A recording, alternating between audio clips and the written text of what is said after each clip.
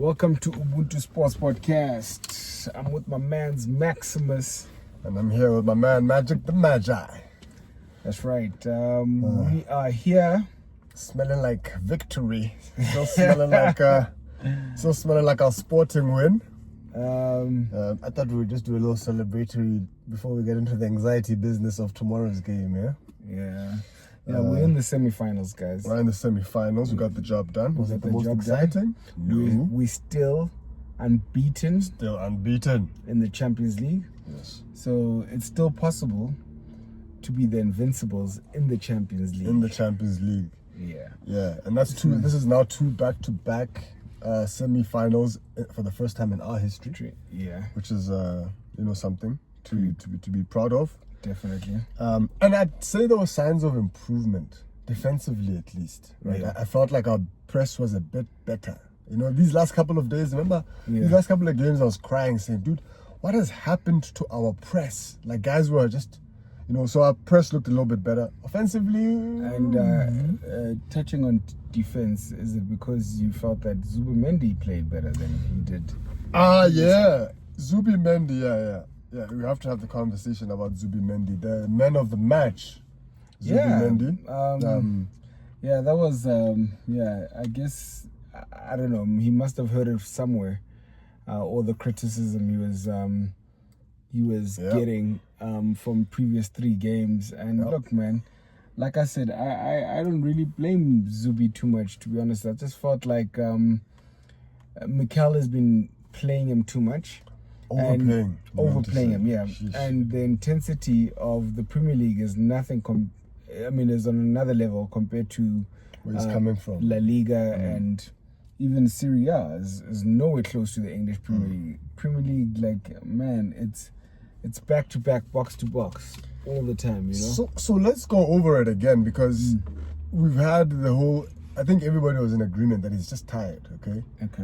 But even when he got announced in this lineup, I was like, oh, Mikel, well, when will you ever learn? Yeah. So he shut me up. Look, Mikel never learns, right? Because I promise you now, it's not the end of us seeing guys like Kai play in the middle.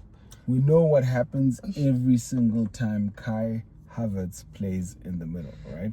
But Mikel never learns. So as much as we feel like he should be resting Zubi, I don't know if he'll actually do that, because right now, I would say until the end of the season, the most important players for us right now are Rice and Zubimendi. Yeah, well, I was gonna ask, just while we're still on Zubi, what changed? Where did he dig this performance out of the fire from? Because you think it's just everybody knowing that everybody was, because where did he find the energy? So was it a fatigue thing, or was it a mental thing? Because something that I was watching the other day, where the players came up to him after the game to like try console him and everything, right? But somebody traced his poor run of performances. They traced it back to his first big era, which was against Manchester United. Oh yeah. Which was our first home loss, and it was a big deal. You remember that one? Yeah, of course. And then that one precipitated a bunch of other ones that were just proper howlers. So what are we looking at here? Was it a mental thing, or was it a fatigue thing, or a little bit of column A and a little bit of column B? I think a little bit of column A and a little bit of column B. Yeah. Look, we need some serious character in these players, man. The one thing, I saw the other day, and a friend of ours was mentioning, which is Reba. He was saying that, look, guys, it's a bit tough he was showing a clip that Roy Keane mentioned, or was it a meme or a clip, where Roy Keane was basically saying that, listen, we can't put everything on the manager. The players at some point have to take some sort of responsibility, and basically play their part. And play their part as well. The manager can only take you so far. He can't shoot for you. He can't run. Yeah, he can't play for you and stuff. Yeah. So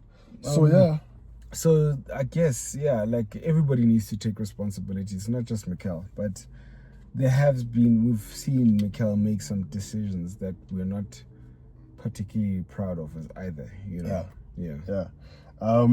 So guys are gonna have to come into. So would you say we saw the fight and the fire they saw about, or is it like early signs of the fire getting fanned and stoked? It might come back, because I say again, it was an improved performance, but it wasn't the start of the season Arsenal type performance, right? Yeah. You see, so where are we? Is it the fire coming back, or do you think it was still too far from where we need to be? Max, to be honest with you, we only believe away from where we're meant to be, because you cannot tell me that the when we beat Bayern Munich, which was my favorite game this whole season. It was right? one of the most satisfying ones, Yeah, for sure. So you cannot tell me that Arsenal that we watched against Bayern Munich doesn't have what it takes to bring out that Arsenal in any game right now. Yeah. Do you understand? Yeah. So we could still, just the same Arsenal that beat Atletico Madrid 4-0, we can still be that Arsenal right now. It's just a matter of the players. So there's something. I don't know what it is, bro. Like, if I had the answers, I would probably tell Mikel. I've got no idea what the problem is. I think we need like a Wendy Williams. I don't know if you remember that Wendy Williams character from Billions. That lady who was like a performance psychologist, right? She really knew how to crack the whip, but the appropriate type of whip for different characters, you know? Yeah. So those that needed a bit of a hug, give them a hug. The ones that needed a bit of a time. But I think we need something to just get the guys wired on right, because I believe what you say to be true. And it's a belief problem, or it's a mental block or something. Let them watch one of these inspirational movies or something. Man. Is that maybe? Like, what is it? Was it the Mighty Ducks? The Mighty Ducks. Oh yeah, what's that other Denzel one with the basketball? I don't know. What's that? Maybe above the rim or something. No, not above the rim. Training. I forgot it. Like, I think I know which one you're talking about. Yeah, who is the basketball coach? Yeah. Is that maybe not what was going on? Because there was a session very recently as well. I think before this week that we're in, where they were watching like a big screen and everybody was just sitting down in front of the TV. There, do you think maybe they were getting the Jim Rohn? I have no idea, bro. Like, who knows how you inspire professionals to start believing in themselves and everything now, you know what I mean? But like, also, like, I guess because of the times that we're in, you find that a lot of these players' minds are more fragile than back in the days, bro. Like, for sure, where the manager would tell you, hey, for sure, stop messing about and get out there and play your best. For sure. And do your thing. Like, you want people to laugh at you, but these players today, man, they're just they're soft, bro. They're soft. They're very soft. And remember we had that discussion the other day as well, because I couldn't understand what is going on with Saka and Odegaard and everything, where we were even having a discussion the other day that one of our major issues, because you touched on it, you were saying you were so happy that Rice was captain on the Sporting game, right? Yes. And we touched on the fact that, okay, do you think guys like the captain thing is playing a role as well? Because I mentioned on the Arsenal group, a mate of ours called Tabo mentioned that both our captains are extremely soft. Yeah. You know, that being Saka and Odegaard. Yeah. Right. Odegaard, for me, we were even suspecting that this guy is not playing because that thing just affected him mentally at the beginning when people were feeling like from a mental breakdown. He's not the guy to be our captain and to lead this team, you know, because his injuries just didn't make sense. So was it more a psychological thing? And remember, like I said, in I don't know which episode it was, where I was saying that, look, this guy is also a new dad, you know, so is that also playing some sort of mental role on these boys? You know? If being a new dad affects your performance at work, what kind of world are we living in? Really, I man. mean, like, but here Come we are. on. No, I get you, but here we are That's talking about how soft these boys are and fragile they are. You know what I mean? So, Well, look, I think we're dealing with a different generation here, man. for sure. No, look, for sure. Like that's what I was saying, man. I was very happy to see Rice as captain. I've been crying for Rice for a long time. Yeah. He's more of the old school variety, like I've always said. You know, even though they did say it's until Odegaard gets back, we'll see. But somebody raised an interesting thing. It might have been you in the group, where it was like, we noticed that they said Rice has been selected captain according to a vote by the players. It was voted in by the team, right? Because of his whatever. And then I think the question you asked was, I was like, are we selecting captains based on players voting now? yeah, like when did that become a thing? Like a democracy? Like no, like no, You know? no. And I hate to say, man, Tony Adams was on the, like he was on it. He was basically on Yeah, on at the start of the season with those comments that he made. about Rice needs to be captain of this team. Yeah. And you know, Mikel is the sort of person who, the minute you suggest and you put these suggestions out there, he wants to prove that his way will always be his way and it will remain that way, and he's not gonna be influenced by voices and media or what anybody else is saying. He does things the way that he wants to do, and Mikel is very stubborn on that. He's very man. stubborn. He's very stubborn on that. Now I'm gonna bring it back to what you just said. Sorry to interrupt you. No, go ahead. So you asked the question about if the overall performance might also be getting affected by the captaincy. My opinion is categorically yes, emphatically yes, right? Yeah. We can agree on that, right? No, I definitely can. So do you think that Rice being made captain at this point has something to do with where we are in the season and what's at stake? And when you say where we are, us being in the semi-finals in the Champions League, and about to play in the final of the Premier League. yeah, because it's basically a final. But although, to be honest with you guys, personally, I would take a draw and walk away and just fight for the remaining 5 games. Do you understand? Yeah. I would take the draw any day, because based on our form, on our previous 11 games, you cannot tell me that we're going to the Etihad and going to slap them up, right? But football is not a predictable thing. If it had to be on paper, we were going to get slapped up, yes, at the Etihad, right? Yeah. But because football is such a sport that's not easy to predict, it's very unpredictable, right?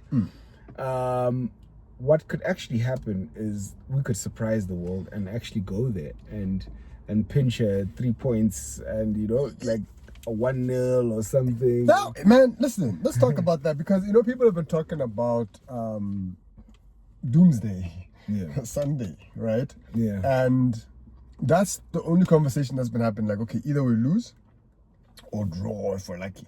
No one's made any room or provision for us winning. And I say this because, well, what you said, there's no therefores in football, okay? Like, it's very unpredictable. Manchester United was not supposed to beat us at home. Yeah. They were not, just on paper, right? And also,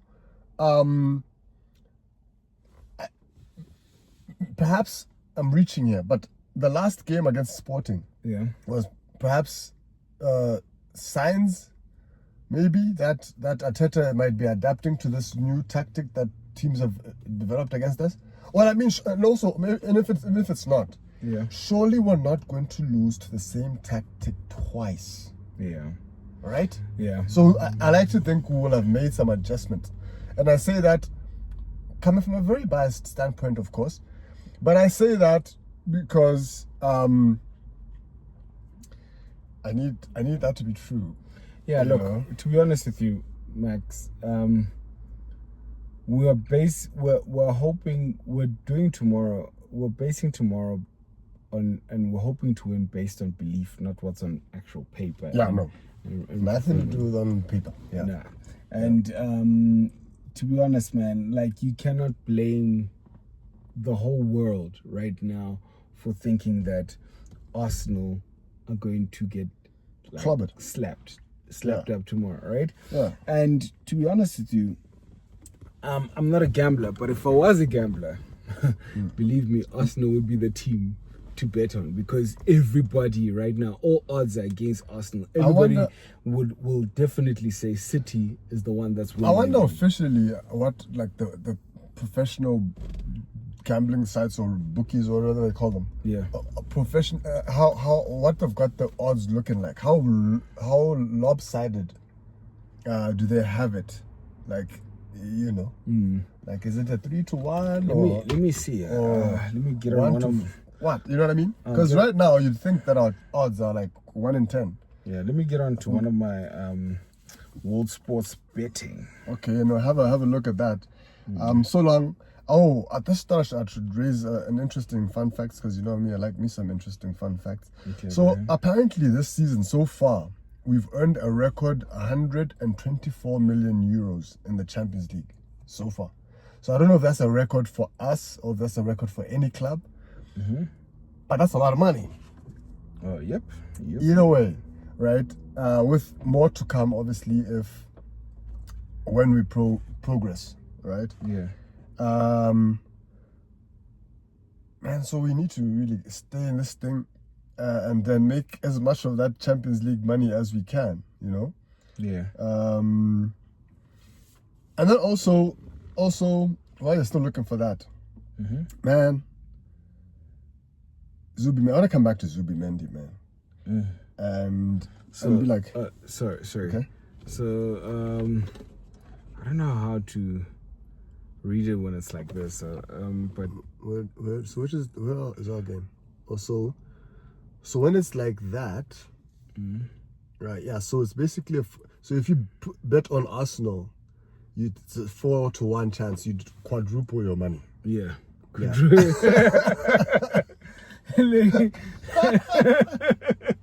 So they really don't fancy it. Yeah, they don't fancy us, bro. They don't fancy us, but it's okay. Like I prefer it like that, you know. I've also noticed we are that sort of team that needs to go into matches as the underdogs. Yeah, we are. Which I think we were even in the Bayern game. Absolutely. We're the underdogs then, and that's because I feel like it's too much for these players to carry, going in as favorites and putting those expectations and stuff on them. And that's why I feel like it makes them nervous. This is why I feel like, and this is why I'm so angry at Mikel as well, because, man, if we had won those games, the Southampton game, and also won the Bournemouth game, the talk would be completely different right now. It would be completely different. It would be completely different. But it's not just those games, Max. The Wolves game, that was not meant to be a draw, bro. The Brighton game, that was Let's not start doing this, what you're doing. Yeah, no. But I'm doing a post-mortem. No. I am. But what I'm saying is that we'd have breathing space and we wouldn't feel the same pressure that we are feeling right now. It's water under the bridge. What are we gonna do? Yeah, look. Let's talk about this Sunday, right? Okay. If we get the quadruple up your money result, right? Have we won the title? Is it fair to say that this game is winner takes all? Like, if it's a draw, it could still go either way, right? Advantage to us, but it could still go either way. But if they win, most are saying, I think would be the case too. If they win, they'll go on to win the league. But if we win, look, we might very well go on to do the same. So is it winner take all? This one. If we get a winner in this game. I'm too much of a realist, Max, and I can't say that. No, I think it's too early to say that. So, and let me explain why. Okay. We've got Burnley, which are practically relegated, that we're gonna play, and we'll steamroll, hopefully. Hopefully. We've got, look at Wolves, bro. They were like definitely relegated when we played them, but what did they do against us, right? Yeah. And now teams have seen that. Yeah. Do you understand? They've seen what teams like Wolves have done against teams like us, so they know that it's possible. Yeah. And they can come into these games believing that they can be the ones that beat Arsenal, right? Yeah. But we've also got Newcastle. We know Eddie Howe's seems like he's going to get a contract extension, or they're allowing him to stay longer. Although I think what he's done is not that great, being the richest club in England. In fact, in the world, apparently. Didn't I hear something about, or we just never know. But where's Eddie now? Like, I mean, where's Newcastle? What, in 13th position? Let me tell you. Did I hear something about somebody? I'll tell you where Newcastle. What did you hear? Mourinho might be coming into Newcastle. You think so? I don't know, man. You know, there's sometimes these things float around. So Newcastle are 14th, bro. Why is no one saying anything about this guy who has got an unlimited budget?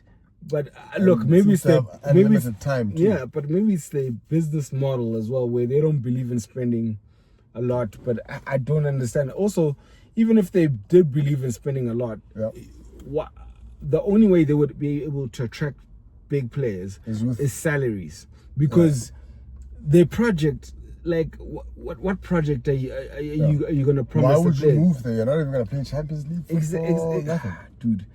So I don't understand. They must just bring Tonali here, bruh. You know? Yeah, we must actually go raid them. We're linked with them. But so wait, I want to come back to this winner takes all thing. Okay. So you see a scenario where we could win, right? Yeah. We could win this weekend's game. Yeah. And still go on to lose the league. I'm not going to say it's impossible. It's not impossible, because West Ham is another team that's fighting relegation. And they're fighting, who are they? They're fighting. It's between them and Spurs. Do you understand? But the reason why I don't give a shit about West Ham, excuse my language, is because West Ham fans say they'd rather be relegated than see Arsenal win the Premier League. And you know how many players have been saying that? Like, do you know? And Chelsea would rather. Same thing with Chelsea fans. They'd rather not get Champions League than see Arsenal win the thing. And I hear that stuff. It's such loser mentality. It's absolutely bottom of the barrel. But this is why I feel like we have to. Do you know how much misery we're going to put in people by winning the Premier League, even the champ? Oh my gosh. Sometimes I dream we would. I'm standing under a fountain of Manchester United fan tears. I'm telling you. And Chelsea fan tears, and I'm just telling you, drinking them and I'm telling you, man. I'm telling you, just like that idiot too, in the City game was holding the Arsenal bottle like acting. Man, thinking, you know, but how's this, right? Nah, this is why for me a lot of these things are so scripted, Max. For the cameras to pick up what that guy was doing, and even for the commentators to even start talking about it and everything, how did the commentator know that this guy's drinking Arsenal tears? And how did did they find him? How did that guy know that the camera is going to be focusing on him when he's doing that? Did you see that they've even like so the thing was that he was being interviewed about it. You know, like, nah. And people will say we're crazy when we say there isn't a big agenda against us. Yeah, no, that looks so scripted. That was very suspicious, man. Yeah, no, like, how did the camera catch him? Maybe for the commentator to even be like, oh, he's drinking Arsenal tears, and his little bottle's got an Arsenal sticker. Like, he knew exactly. I mean, who would go to a ground with an Arsenal bottle? First of all, who would do that? Yeah. Well, it's not even his own team, City, that he's supporting. But you're going to take a little plastic bottle with the Arsenal thing because you feel that the camera is going to be focused on you when you are doing this. Because it would mean he would have had to have held onto that bottle for a while, you know. Yeah. No, so anyway, I'm sure I know the other fans had a good laugh at that. Absolutely. That's why we really need to just do our best, man. Do the right, just win. Man, you know, man. Just win, because there's a lot riding on this thing, man. Yeah. But in this final run in here, you know, players like Zubimendi are going to be very important. I wonder if Wednesday night's Zubimendi, if we can get that Zubimendi until the end of the season. Yeah. Yep. I thought Eze looked very good. If we get that same Eze, in fact, Eze has just been looking great in general lately. Yeah, you know, Eze is coming into himself in the club, and I think Mikel is, which is also irritating me because Mikel has found a way of making him useful, right, and bringing out the best of him. Yeah, but he's struggling to do that with Gyökeres, bro. He's struggling to do that with Gyökeres. It's just like Gyökeres, man, doesn't have the raw materials. Nah, man. I mean, look, what are you gonna do? How are we supposed Gyökeres can bang them, first of all, right? And that's what a striker needs to be good at. I've seen Gyökeres also wrestle quite a few players. So when you say bang, then like you can really strike the ball. His ball striking. Yeah. We're talking about that guy who was blaming the grass. That guy. Yeah, and Gyökeres from now on, I'm sorry, should be the one who's always on penalties. Even when Saka's back or whatever, Gyökeres must always be on penalties. That thing, it stays hit. I can agree with that. But can we talk about his first touch? No, I understand that. Like, but you know what I think? The reason why his first touch has been like that is because of the expectation that's been put on him, and the he's still feeling the pressure of people calling him and criticizing him, calling him that he's not the one, he doesn't fit to a system. So I feel like that's also something that's playing in his mind and affecting his game. But I've seen enough glimpses to know that I promise you now, if we use that guy properly and we get the team to play to accommodate him in how we play and everything, oh my gosh, bro, I promise you we're gonna see another player. And look, to be honest, 11 goals so far in the Premier League, bro. No, like, listen, it's not too bad. Yes, we want him to be at 20, but it's his first season. We're not gonna just get him to them. But we haven't seen the best of him, bro. We haven't seen the best of him, because I can say this as well, is that we've seen Kai, right? We've seen what Kai. When Kai first started, we were like, oh my gosh, this guy's terrible. But the minute this guy used Kai in a different position, then we were like, oh, damn, okay. Like, hey, Kai can be a bit of a nuisance. So for me, it's possible. What you're saying, so there might be some way of applying him that might work better than what's currently happened, right? But I'll tell you this. When he didn't get off to like a flying start, but he got a few nice early goals, and we all had reason to be excited. So before the naysayers' voices got loud and the bad performances piled up, I was already looking at him thinking, man, that first touch of his looks concerning. It is, for me, that first touch, I'd noticed it and I'd be like, I don't know if this is sustainable. Yeah. So that's my one major issue with Gyökeres, where it's like so in fact, I'd even go as far as to say that with a first touch like the one he has, his goal return has actually been very good. Yeah. This season. Yeah. I think so. But just be patient on my guy. I promise you, we're gonna see another side to him. It's his first season, you know. It's first season, and once we win the league, also. That's also going to be something that plays on him psychologically, because right now there's also a lot on him at the fact that we're expecting him to help us win the league. Do you know what I mean? And he's busy blaming the grass for being too dry. You know, this is. Yeah, look, he lost a few brownie points with that one. For me. No, look, fair enough, but it's the way these media journalists and reporters throw questions at these guys as well, man.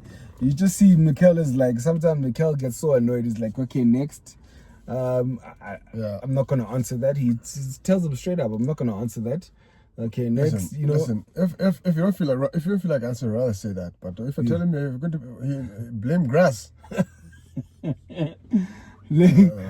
Yeah, it's fine. This is not the time for jokes. It's fine, man. Like, you know, that guy, I don't want to be that guy. I won't lie. I was one of the people before Arsenal even thought about getting Gyökeres. His first 40-something goals at Sporting. Yeah. I was like, yeah, that is our guy. I've wanted Gyökeres since then, and I don't feel like one season is enough to judge my guy. I do believe that he's still going to shut his doubters up big time. Can I also just confess that I I think I even literally prayed to God to bring us Gyökeres to Arsenal. Okay, so I was a big fan. I wanted him in too, but I'm not too proud to admit when I was wrong. No, it's too early for that, Max.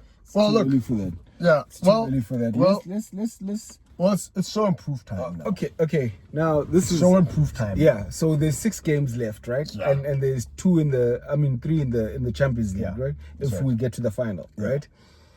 If right now Gyökeres decides to perform in the last 4 games, not even the last 6 right now, just in the last 4, and does extremely well, is he forgiven?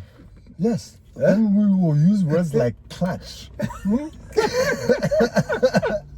Let me tell you something. What these players and the coach, everybody has the opportunity to do in these few remaining games is to rack up a lot of valuable credit. Yeah. Immortality is in these last couple of games. You understand? Absolutely. So we'll call him clutch. We'll be like, no, don't worry about it. Yeah. He warms up in the final 15 minutes of the season. Okay? But you can count on that. The same way right now, it's almost like everybody knows that City, no matter how far you are ahead, right? But don't forget, that's City train once it starts at the end of the season. And that's the thing. So if Gyökeres goes on a run between now and the end, he's like a City player. You know what I mean? With the effect. So I hope you're right. Yeah. I actually hope you're right. I hope so too, bro. I hope you're right. I hope so too. I love that guy, man. And I've, like I said, I've seen enough glimpses of him to know that, you know what, this guy can be deadly, bro. But anyway, Look, I mean, what actually about 24 hours away. Yeah. This time tomorrow it will be what, half time? I will be playing. So we'll know. Just keep yourself busy doing something else, and tomorrow we will know one way or the other what it is. And it's a big game, man. I think this game, not only will it affect the outcome of the league, but also it might play heavily into, how the Champions League plays out, confidence and all of this stuff. Absolutely. If we win this game, I feel that we're winning the Champions League. If we win this game, we're winning the Champions League. Your optimistic double is on for sure.